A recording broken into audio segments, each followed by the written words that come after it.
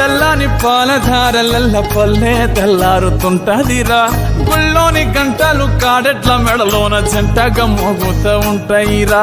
నాగలి భుజాన పెట్టుకుంటే దోస్తులు చెయ్యేసినట్టేరా కొట్టు గోదా పక్కన ఉంటే కొండంత బలగం ఉన్నట్టురా చల్లగాలి మోసుకొచ్చెరా సేను శిలకల ముచ్చట్లు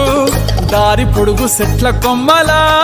రాలుతున్న పూల సప్పట్లు గట్టి మోపులు కాల్వ కట్టులు చెమట సుక్కల్లో తడిసిన ఈ మట్టి గంధాల